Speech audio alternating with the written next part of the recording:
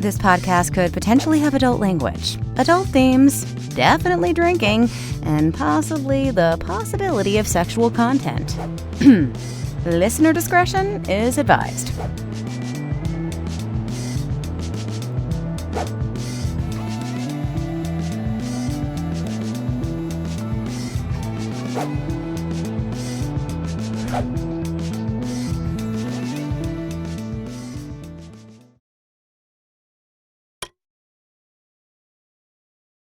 Welcome to Drinking with Authors, the podcast. I am your host, Erica Lance. Don't forget to like and subscribe. We want to hear from you. We want to know how much you love us or just addicted to listening to us because we allow you to drink with a reason. My co-host today is the amazing Bo Lake, and our guest today from the Cult of Dracula is Rich Davis. Woo! Hey guys. Hey guys, how you doing? Very cool. It's so good to have you. Okay, let's talk about what we're drinking. So I'm technically two-fisting it, but only one of them is alcohol. So I have Angry Orchard. There's all the words that I have. How many of you already had today? You know what? I have a very funny story that happened this morning, so I'll share that in a minute, but it explains so much. Peach mango hard fruit cider, and then I found these, and I feel very bougie when I drink them. They're Bellevue elderflower lemonades. So it's very good. So with hand-picked flowers. So somewhere somebody's hand-picking elderberry flowers, I guess. I don't know what's happening. Bo, what are you drinking? I am being lame today, and I am just drinking a Sprite, but it's a Sprite from McDonald's, so it's a little fancier than a normal Sprite. I like how McDonald's somehow made something fancy on this show. Okay, so McDonald's has really good fountain drinks. Just so you know, they're the best ever. Ever? Like, do they beat movie theater fountain drinks? It's close. It's close. Okay. It's okay. Because I was going to say movie theater fountain drinks can be the bomb, especially when you can mix all the shit you want to in it regardless and just have something ridiculous. Yum. Rich, what are you drinking? I know what you're drinking, but I need you to share that. Yeah, so I didn't know that non-alcoholic was an option. So no, it's not an option. She's not feeling well, so I'm letting it slide. So I broke out I'm a huge fan of Victorian horror. So what better to drink than absinthe with genuine wormwood? Ooh. Yeah. So I'll be drinking it mixed with ginger ale and lime and grenadine because I've tried to drink that straight before and it's pretty intense. So yes, very licoricey. I love absinthe. Very licoricely, yeah. The first time I had it, a friend of mine had a bottle that his grandfather had brought back from Germany. Mm-hmm. So that was the green fairy, like the wormwood, like the hallucinogenic, not what you normally can get in the US. Yeah. Absinthe. And that was a very interesting pool party after that point. I bet it was. Big fan. But I love pouring it over the sugar. Like that's one of my favorite things when I go to Nollins. I'm going to say it correctly. See how I said it correctly? And do that. But my fun story is I went to get a consultation for a tattoo today. I have many tattoos. But it turns out it wasn't actually a consultation. It was, we're doing the tattoo. So I went. I hadn't eaten breakfast. I was going to pop in, have the consultation, go to the grocery store, grab a public sub. And that did not happen. Instead, I ended up getting a tattoo and did not eat just a few minutes ago. So it's kind of like drinking, blood loss, the whole thing. Yeah, cheers. So, Rich, tell us about your writing. What do you write? So I am the writer and creator of Cult of Dracula and the sequel, Rise of Dracula from Source Point Press. They're both comic books. Cult of Dracula was a top 50 best-selling comic of 2021. And then we followed that up with Rise of Dracula last year. Sales numbers haven't come out on that yet, but it sold very well. And there's a third volume called Reign of Dracula coming later this year.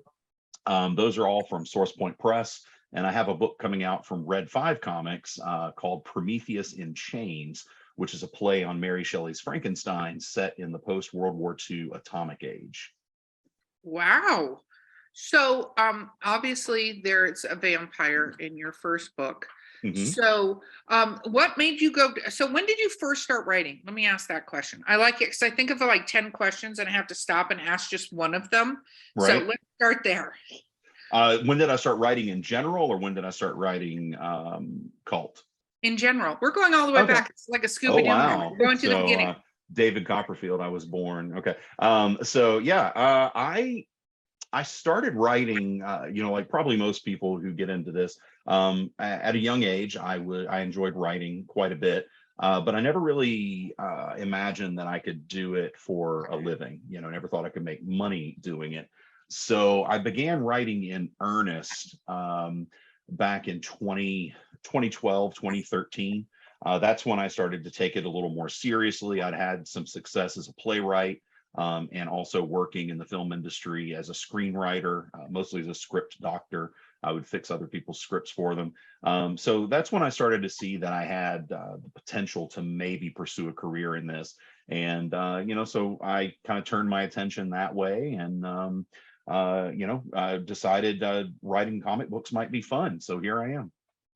So, how was that different? Like you talked about writing in a lot of different, um, what is the word I'm looking for? Mediums. Thank you. I knew it Mediums. That's a wasn't great word. genre, but my drunken gnome in my head kept bringing me the post-it that said genre, and I'm like, that's not the right post-it. And he's like, it's same post-it. I'm like, that's me.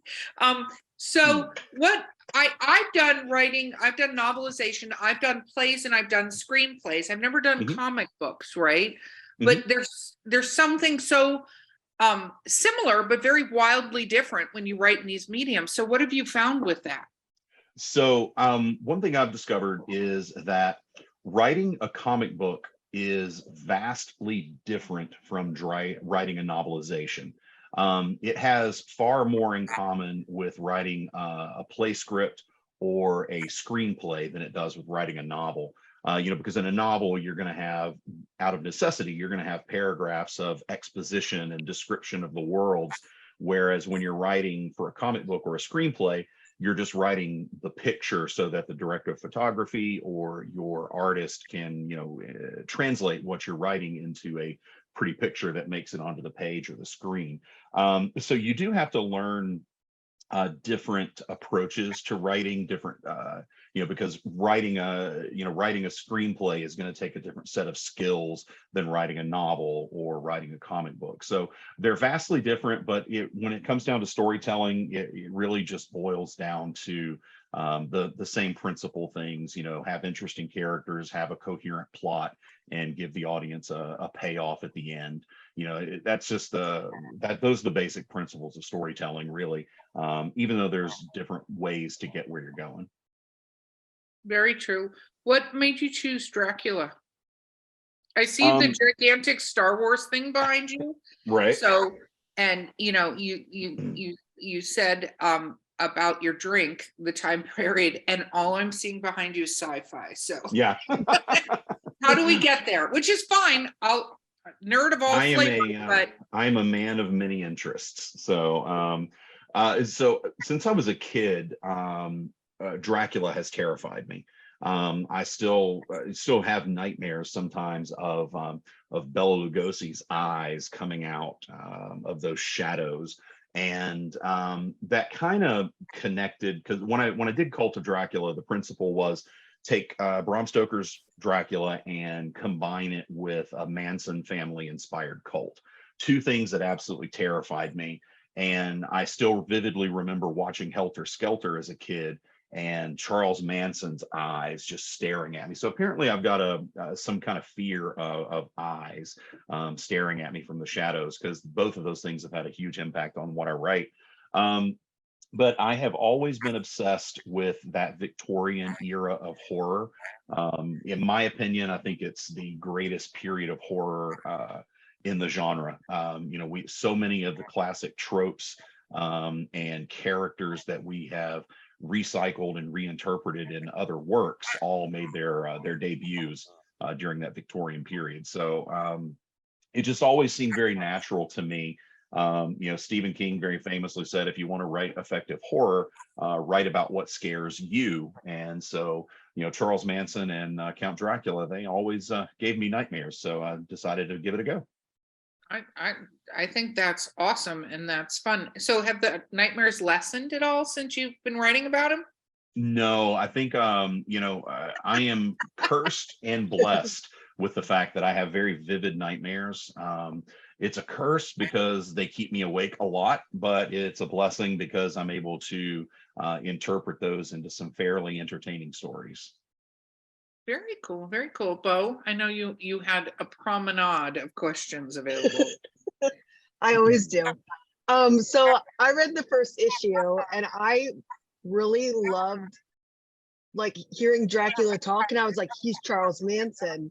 Like you can hear like the cadence of how he talks. Mhm. How did you focus on, because in a comic you can only use so much dialogue. How Mhm. did you focus on which dialogue you could use in the comic versus like stuff you had to leave unsaid? Yeah, that's actually a really great question. And this is one thing when I'm talking to people who ask me, how do you write a comic book? How do I budget for it?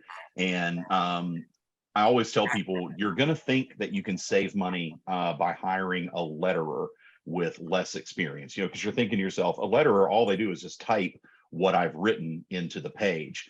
What I've discovered by making the mistake of trying to save money on a letterer and having to go back and hire a pro to redo it, which cost me more money, is that a letterer, by the way they lay out the text and the way they set the word balloons and things like that, they can completely change the voice of your character.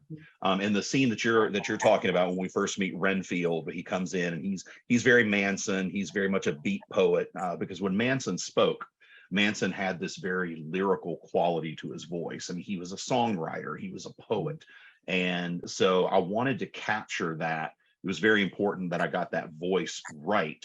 And so I worked very, very closely with Dave Lentz, my letterer, who ultimately laid it out just absolutely perfect. I mean, the rhythms of Renfield's voice, they hit all the right notes, and it's just simply just by the way you space the words out, the way you bold this one or you fade this text. It really does. It just changes the way you hear the character. And one of the compliments that the book has consistently received is the believability of the characters and the ease of the dialogue. It sounds like it belongs, and that is even more so than me writing the dialogue. Dave Lentz deserves the credit for laying those words out in a way that we can hear them the way they were intended. I love how they kind of like stutter down the page as he's like talking. Yeah, it's really cool because he really did get that rhythm. And sometimes I give like lectures or whatever at universities and things like that about how to write comics, and I use that as an example. I will show them the page as it was laid out originally by the by the letterer with no experience, and I'll lay it out next to what Dave did, and it's eye-opening, the differences. And there's just such small little changes you wouldn't necessarily think they'd make a huge difference, but they really do. Well, I think that's true with any, you're talking about spacing on the page, but we talk about this a lot in editing anything, and also dialogue and screenplays. It's completely, you can change in how an entire scene goes depending on the dialogue and how the dialogue is delivered in a scene, right? Absolutely. And it's true with editing. You can tighten something up, or you can have something roll on where it's a conversation and you're like, what is even happening? Like you're not in the pacing of the situation. So it's very interesting when you say you have a new person, because I think that, there is, people are naturals at things, of course, but there is a degree of experience or familiarity. I can't even say words now. the blood loss. It's the blood loss. To be able to do exactly what you said. I think that's this is when mentoring and stuff comes into play a lot, not just like, I want to be a blah. Right. Yeah. Have you, when people tell me they're going to write screenplays, I'm like, have you read any screenplays? Like, go take your favorite movies or TV shows. Sometimes you can get them. I mean, they're pretty easy to find on the internet most of the time. Oh right? yeah, most of them are out there. Go grab your screenplay. I tell people, I'm like, watch the movie and read the screenplay. Like, watch and see scene to scene how it says, so you understand how they're delivering that and what the difference is between the director of photography, the actors and stuff make into. It's not just like, I'm gonna write a screenplay. No, doesn't quite work like that generally. No, there's a lot, there's a lot more input. There's it takes a village to put these things together. Same with a comic book. With a comic book, you've got your writer, you have your artist who's going to do pencils and inks. Used to, you would have a penciler and an inker, but nobody does that anymore. Then you have a colorist and a letterer and an editor. All those people have input on that finished product that comes out. Sometimes I think I get way too much credit for the book, because and my creative team can get overlooked sometimes, but they just like when making a film, their different artistic perspectives and the way they see things, it all adds to this tapestry that gets woven together that the audience just sees in, one perfectly packaged box, and they don't necessarily know how it all came together. Yeah, no, I agree. But what else is on your amazing question list, my friend? I don't want to overlook the time and energy you spent doing exactly what I don't do on this show. What drew you specifically to comics of all the things you could write? Yeah, that's an awesome question, because I kind of got into this a little bit by I don't want to know if I want to say accident, but I will say it was a very long and winding road to get here. I started writing, started Cult of Dracula as a stage play. It was back then called Dracula Reimagined, and we performed it at the Browncoat Pub and Theater in Wilmington, North Carolina. It ran for a month of sold out shows. It was nominated for 7 North Carolina Theater Awards. It won 2 of them, which that was really neat. And afterward, I didn't want to let the project go. I wanted to do something else with it. And I had been working in the film industry at the time. And so I started thinking, well, why don't I try to adapt this into a screenplay? And, at the time, Netflix and Shudder and all the other networks were throwing tons of money at new intellectual property. So, you could take and make a horror film for, $500,000-$600,000 and turn it into a streaming success. So that was our original intention, to start working on that. I became very good friends with Tony Todd, the actor who played Candyman. And he's been a very strong mentor for me in developing this project. And unfortunately, while we were working on the film, my wife became very ill. And so I gave up on the project, because I knew with her illness that I couldn't devote the time and the resources necessary to make an independent film. So I just gave up on it, and I actually deleted it. So that I wouldn't be tempted to go back to it. And Amber got so pissed at me.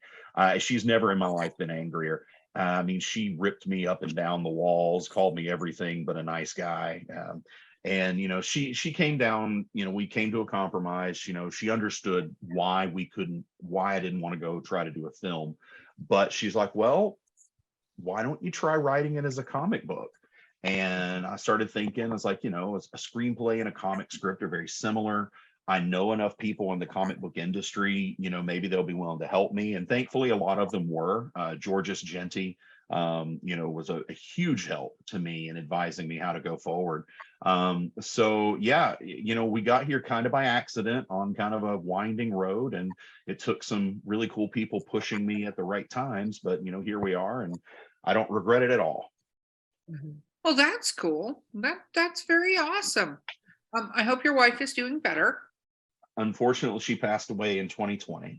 Oh, I am very sorry for your loss. That's okay. You couldn't have known, but thank you. I appreciate that. Yes.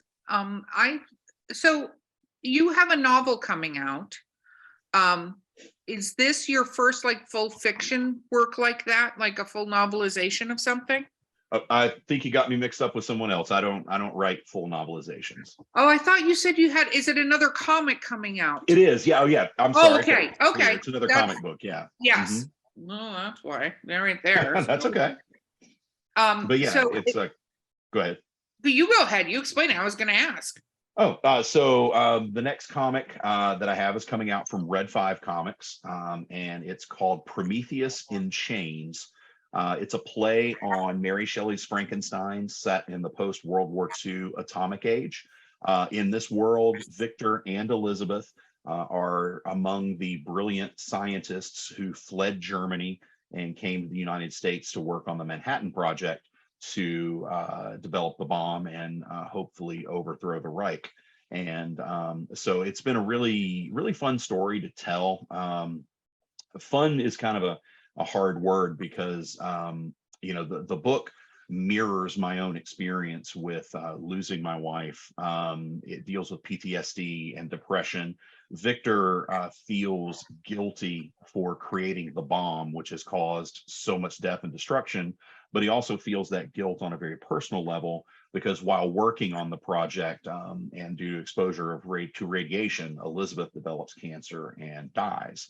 And so the book, while it is your classic Frankenstein story, all the things that you expect that you know and love in Mary Shelley's Frankenstein, they're all going to be there, but it's repackaged and presented in a much more personal way. The creature becomes a metaphor for Victor's grief.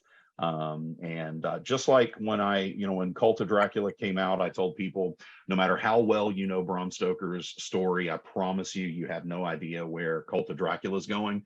I can make that same claim very confidently with Prometheus in Chains. No matter how well you know Frankenstein, I promise you have no idea where this book's going.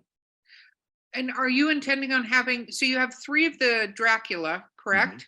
Mm-hmm. Are you intending on having 3 of the Frankenstein? That is something that is currently up for discussion. Initially, when I was writing Prometheus in Chains, I intended it to be a 6-issue one and done, six issues, and that's it. But as I've been telling this story, the characters have informed me that they have other stories that they want to tell. So we're kind of at a crossroads on where to go with Prometheus, because initially I intended 6 issues, but I've written, when I wrapped up the script for issue 5, I was like, wow, this is the perfect cliffhanger ending if I want to leave it here and do another 5-issue volume. So I'm talking to the creative team, Jordan Dorenzo, my artist. He and I we're discussing it about whether or not we want to tell this story in 6 and maybe do a second volume, or if we want to wrap it in 5 and absolutely do a second volume. So it really is going to come down to whether or not we feel like we can tell an effective story that doesn't drag on. If we can come up with an interesting story to tell to justify another 5 issues, then we're going to go for it. But if it's just, if we're just making extra issues to sell books, I don't really want to do that. We've got more integrity in what we write than that. Oh, that's very cool. So I'm assuming you've taken these books to conventions, nerd cons, as I'd like to call them. My favorite place to be with my people. What has that been like? That's been fantastic. It's going from being, just a few years ago, I was just a dumb kid bouncing around conventions and cosplay and wanting to meet everybody, and then now a couple years later to be a guest at these conventions, it's pretty fantastic. I'm very fortunate. I was able, my comic, I had a little bit easier road than some people in the indie world, because I was able to get my comic released by a major publisher. I didn't have to put in all those years of kind of hustling at the conventions to get noticed. I somehow managed to skip that step. But I do love going to conventions and bringing my books, introducing new people to my books. And the coolest feeling is seeing people who have already purchased the book and already read it. They are waiting for me. The first big convention I did was MegaCon in Orlando. Yeah, it was fantastic. and I was there. And I got lost. If you've ever been to MegaCon, it's on this just Oh yeah, I've been to sprawling. MegaCon several times. So you know how big the thing is. It just goes everywhere. And I'd never been. I was lost. I ended up going to the complete wrong building.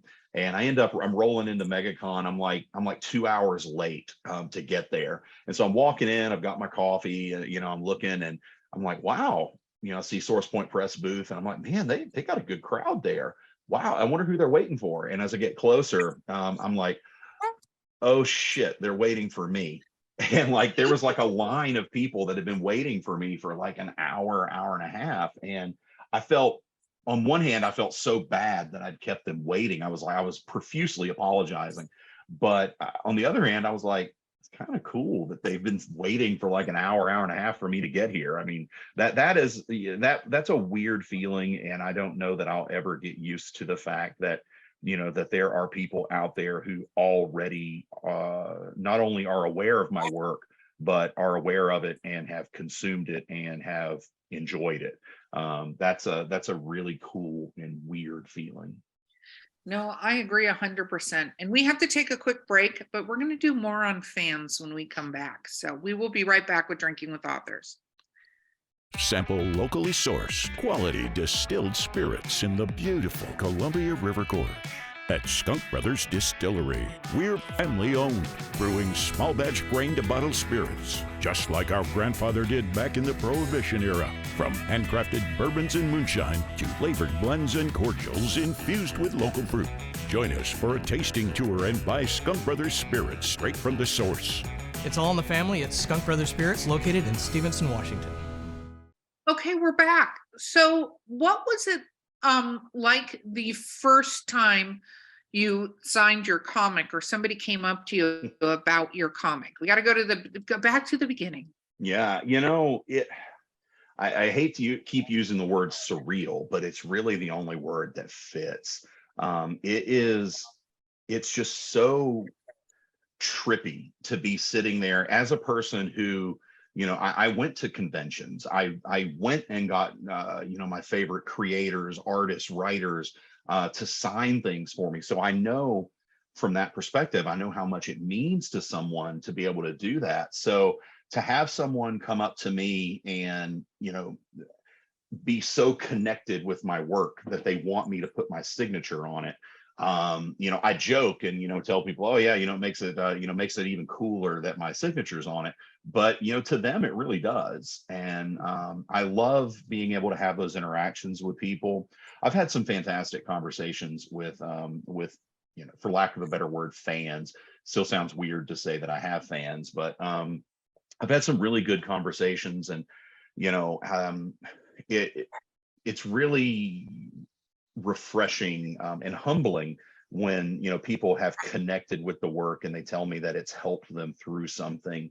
Because even in Cult and Rise of Dracula, it's not a heavy theme in there, but we do deal with things like loss and grief and addiction and unrequited love, all those things that can cause very heavy feelings that we can all relate to.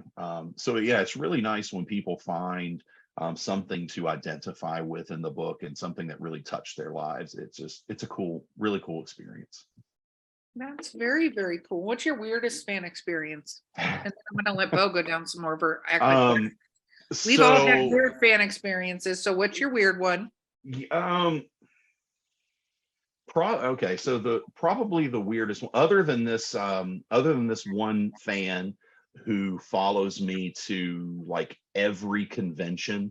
I mean, that's not weird. It's just, it's interesting that this person, goes to like every convention I go to, and she loves the books, and she's a really nice person. But it's a little strange. But I get probably the weirdest thing, and women out there, I'm sure you'll be able to relate to this a lot more than guys will. But thankfully this is an adult podcast. So I have on several occasions received the male equivalent of a dick pic, which is very weird to have. You just open up your DMs or whatever, and like, hey, she's naked and has my book and apparently loves it, but why are you sending me, this? And it's, hey, I'm a guy. It's not, it's attractive, but to have it just thrown in your DMs without any notice. I mean, like, and every woman listening to this podcast is like, okay, yeah, it must be Tuesday. But yeah, so having never experienced that before, and now to have had it happen several times, it's a bit strange, because I don't know, I'm just not really, I'm not that guy, No, well, and you see how some stars can, get into that sort of thing. And Oh, yeah. Yeah. I mean, because I've had, comparatively, I have had a relatively minor level of success here. I've got 2 books out. That's it. There are a lot of people out there that have done way more. And but yeah, I can see how, someone with a more established reputation that this happens to on a regular basis, I could see how they could be tempted to kind of go to the dark side and eat the cookies. Yeah, sometimes if you're in the right frame of mind, cookies can be good. Exactly. Other times you discover that when you go to the dark side, there aren't actually cookies. Yeah. I used to say that all the time at my corporate job. I'd be like, come to the dark side, we have cookies. And one of the It's one of my favorite quotes. Like, don't listen to her, she does not give you cookies. Like, that's not accurate. Very accurate. Okay. Bo, I'm sorry. I said I would let you ask questions. I'm going to have some more of my cider with my tattoo. You ask away. All right, so I'm curious, what is your favorite horror trope? Ooh. I mean, the easiest one, because I am a huge fan of the 70s grindhouse era. Yeah, see a couple of these and I start to slur my a little bit. I'd say my favorite trope would be the last girl.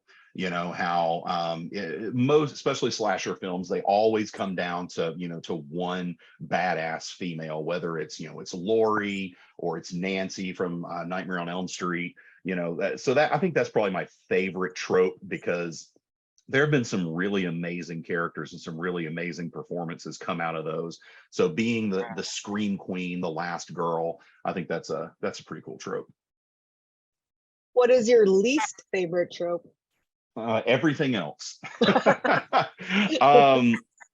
That's cheating. Oh, you didn't say I couldn't cheat. That's true. I just said it was cheating. I didn't say to stop what you were doing. Yeah. I'm having a hard time thinking of like my least favorite trope. Yeah, I'm just gonna take a pass on that one, because I can't really think of one right now. I'm sorry. So yeah, just everything else except for the last girl. So this is gonna almost relate to that question. How Okay. do you deal with writer's block? All right. So writer's block it's a curse that we all suffer. I mean, I can't tell you how many times I've sat in my office and just watched that little cursor blink and taunt me for hours. So what I've learned is it's kind of a boring approach, but it works. I found that when I put myself into the position to have the opportunity to create, I'm more likely to create. So even if I'm being blocked, even if I don't have a damn thing on my mind, I still keep office hours. I'm in my office Monday through Friday, 9 a.m. to 1 p.m., whether I've got something or not. And so I have found that the best way to get through writer's block is, to just put yourself in the position to break through. And then, other times, things like this help. So, sometimes you just got to open up those creative juices and try something a little bit different. Well, I got to jump in and ask a question. Have you done true drunk writing? And this, Bo, I'm going to have you answer this too. So I write both horror and I write humorous erotica. And I've, gotten a bottle of wine and thought, okay, cool. I'll just drink a bottle of wine while I'm sitting here writing. And then the next day I go and you can tell the exact marked difference as the drunkenness appears. You're like, oh, this is where I was, and this is where drunk me showed up.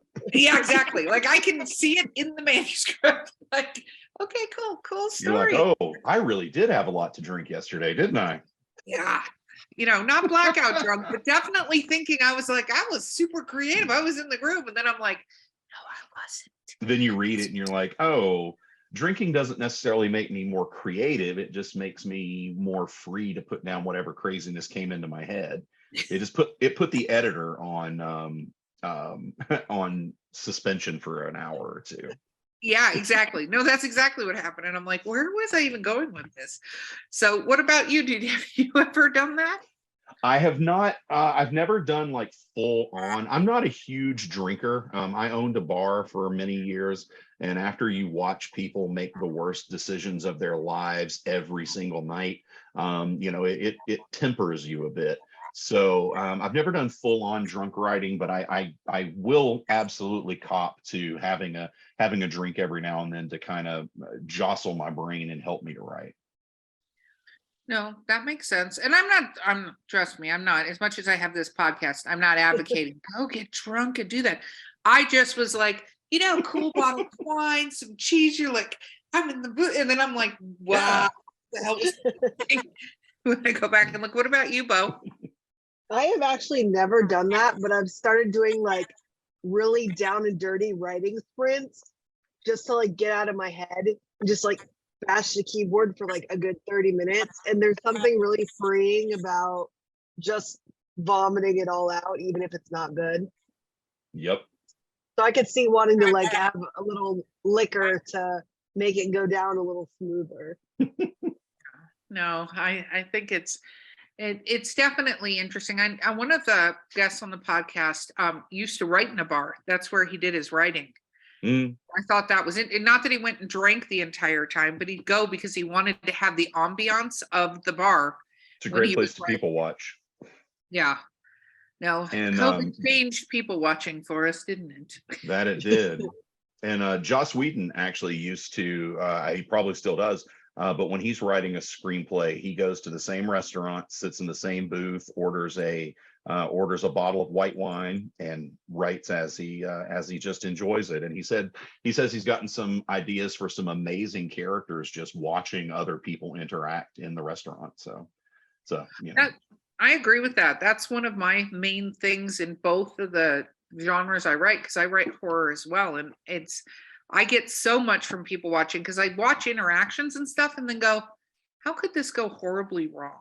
Like, I mean, it's a horror writer. I'm like, how could this end badly? Like, and some of my best stories are based on watching people's interactions. Oh, sure. Yeah. Okay, Bo, continue, my friend. Is there a genre you want to try to write but are afraid to? I would love to somehow write a rom-com comic, a romantic comedy. That would be, I don't know, that would just be fun, because I will confess I have a deeply hidden love of romantic comedy movies. I don't know, it's really the only genre of comedy that I like. So that would be very interesting to write, but I don't know. Sometimes you get pigeonholed into, like Jim Carrey, for example. Everybody always wanted Ace Ventura, so they never even gave him a chance in the Number 23 or The Majestic or The Truman Show. And while those movies were hit or miss, Jim Carrey's performance was brilliant, but people rejected it because it wasn't Ace Ventura. So my fear would be, to branch out into something like a romantic comedy would be, would my fan base accept that? Would they still show up to follow what I'm writing, or would they completely reject it? Because, as fun as it would be to write one of those, this ultimately is a business, and this is how I put food on the table. So you gotta do a little bit of fan service.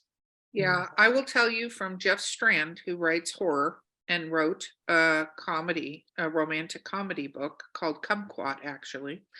And he put it out under his Jeff Strand name, and all of his fans were like, what the hell is this? Like, that was a thing. So I think there are certain things, like if you went to do that, you'd probably have to do a different pen name. You could still say it's you, but your fans will hit the buy button and then go, because I think one of the reviews that was really funny was, this was really well written and really funny, but Jeff Strand writes horror.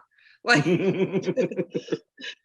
so I think there are definitely streams that cannot be as easily crossed. Yeah. You know, unless like you could do horror comedy and that would be fine, but you know, I don't know how they would react to like a straight up you know, How to Lose a Guy in 10 Days rom-com. You know, I don't Well, I it don't depends know. on who's in it. Are you going to have like Medusa?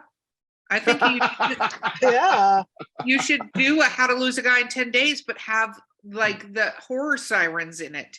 How to Do a Lose a Guy in 10 horror days sirens. and kill him. Yeah. You might have just given me the seed for a future comic book. That would be I very want a fun. signed copy is all I request. So, We can make that happen. We can yeah, make that but happen. I think you could do something like that in your fans, because I think comedy and horror, like, they do straddle a certain thing. And I think Mhm. fans are huge, you know, they'd be totally down for that as long as that element.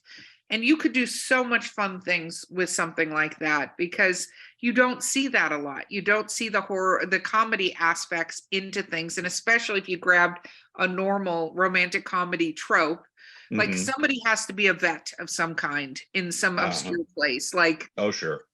you know, and there has to be snow for some odd reason. All the time on the ground. Christmas, yeah. Christmas. Oh, Christmas horror is the Christmas best. Hallmark horror. Oh, now Yes. see, now that would be fun to set a horror movie inside of a Hallmark set, because I've actually worked on the sets of some of those Hallmark movies, so I know the ins and outs a little bit. So there you go. Done and done. Your I romantic. think we just wrote comedy this. there. I think we just wrote Yeah. this thing. Okay, yeah. Yes. I can't wait. That would be amazing. Look at how creative we are. We've only had a little bit. Bo. I'm looking at my questions. Okay, I just wasn't sure. You're so organized. I know I'm always so organized. You are. If you had to fan cast a Cult of Dracula movie, who would be in it? Hold on, I actually have this because we had to do this at a panel one time. So let me find that real quick because I have a very detailed fan cast. If I can remember where I saved it on my phone with all of this. Come on. I know this is very interesting radio, right? No, you know, my favorite is when somebody just stops talking altogether, and then I have to go, we're still in the air, peeps. We're just You're like, thinking, what? Dun, dun, dun. Yeah, so yeah, it's hard to remember the actors' names. I can see their faces, so with a few shots there, it's like, what are their names? So I would start with for Van Helsing, I would absolutely cast Lee Tergesen. I first saw him on a show called Oz for HBO. He's been on a ton of other things since then. And I just think he's a brilliant actor for someone like Van Helsing, especially my Van Helsing, who's a little less moral than you might sometimes expect for a Van Helsing character. But yeah, I think he would be just absolutely perfect. There's a hold on, I'm finding her name because I butchered it once in another interview and I don't want to do that again. But her name's Paola Gonzalez from the television series The Purge. She would be a perfect Mina. I mean, absolutely would nail Mina. Who else would I cast? Like I said, I have this whole darn thing broken down. We did a whole social media thing about it. Who's Renfield? Renfield actually is an actor who comes from a show called Britannia. It's an Amazon show, and I want to make sure I get his name right as well. What's funny is some of these actors we've actually had conversations with because there's an animated version of Cult of Dracula in the works. So we talked to some of these actors about voicing. So I'd love to have Mackenzie Crook play Renfield. I first saw him on Britannia. He was in Pirates of the Caribbean as well.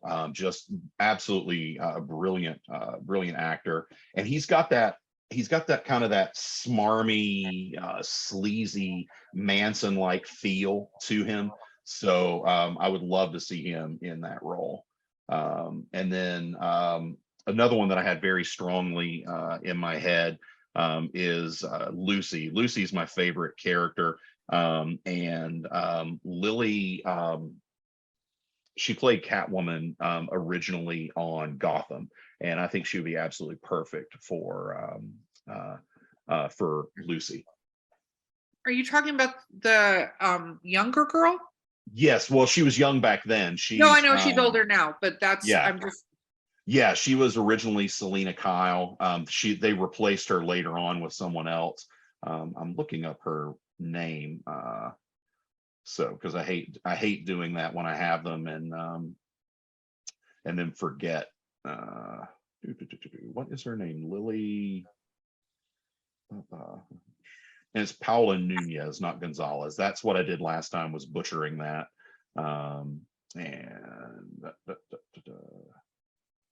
I watched the TV series The Purge, and just I could have cast like so many actors just from that. But Lily Simmons.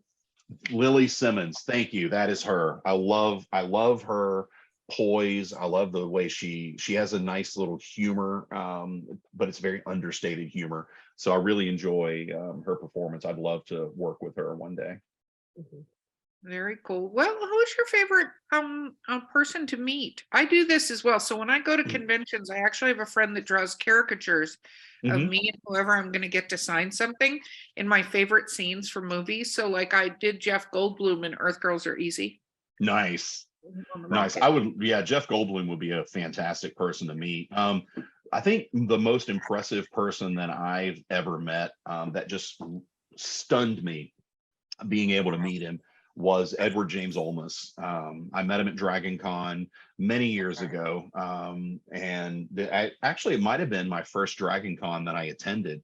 But he was there. The whole Battlestar Galactica crew was there because BSG was, the hot thing at the time. And I was actually working in radio. And so I was there to get interviews with people, and I'd interviewed a couple of the other celebrities that were there. And when I came up to Edward James Olmos's table, I had an appointment with him to interview him, and I walked up to him, and just being in his presence, I was like, I literally talk for a living, and I have no idea what to say to you right now. And he just looked up at me, he smiled, and he said, "You're doing fine." And I was like, Admiral Adama just told me I'm doing fine. And so then the interview went very well after that. So, but that was probably my most fun celebrity experience, being able to meet Edward James Olmos. And just, I mean, as you can tell, I'm a very shy person. So, it's hard to get anything out of me. Oh yeah, that's resonating, my friend. Right. But for him to just stun me and leave me speechless. People who know me are like, wow, somebody actually shut you up.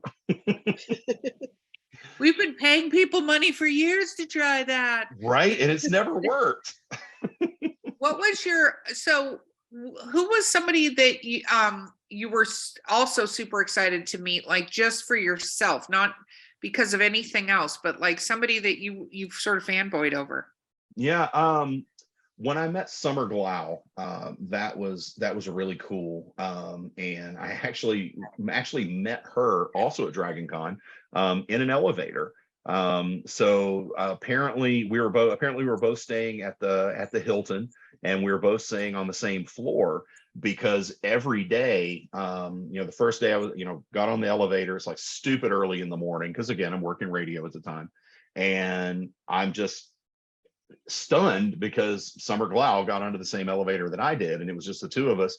And then every single day we must have had to be somewhere at exactly the same time, because we ended up sharing the elevator every morning. And so the last day on Sunday, I bless you, I went and I went downstairs to the Starbucks. I got up early, and I got her coffee, because we'd been talking about what she likes to drink. And so I just brought it and, and gave her the coffee on that last day. And it's like, Summer and I, we had a moment there. I think that's fantastic. I think you said to your point, you hope you never get used to the fan thing. I think that's amazing. And I love it when celebrities remember that fact and remember who it was that put them there and who it was that keeps them there. Mm-hmm. Right? Yeah, I do too. Because if you ever get to the point where you don't like, I had a friend that, and I don't even remember his name, and I'm not going to give him the poise for this, but he was a like side character on Stargate Atlantis or something like that. And he's at MegaCon, and Jason Momoa was there. That's where I got Jeff Goldblum's signature. So there were some pretty big names at this MegaCon, right? Orlando. And she saw this, and it was her first experience ever. She was doing a table with me with books. And I'm like, go get his signature and stuff like that. So she walked up, and so she left. She came back, and she looked like somebody had punched her in the face. And I was like, oh my God, what happened? And she's like, she walked up. There was nobody at this guy's table. She walked up. He took like a couple minutes to even look up at her. And then was like, what? And then she was like, oh, can I get your autograph? And he was like, yeah, it's $20 or something. I forget what he said. Come on. And then he grabbed it, signed it, and kind of almost threw it at her. That's awful. So I literally was like, I'll be right back. I literally walked over. I had no problem. I was like, hi, so my friend just came over here. I don't know who the fuck you think you are, but you're a D-list actor with no line here. And she was a fan who is now not a fan because you're terrible behavior. Like I let him down completely. And he was like, he was trying to like, and I'm like, don't say a fucking word to me because you literally do not even have the right to be here. And you will find very quickly that those are the kind of people that want to support you. And if you alienate them, they're not going to give a shit what you're in. And like, I walked away. But it pissed me off so bad because I'm like, who do you think you are? Like, right. You know?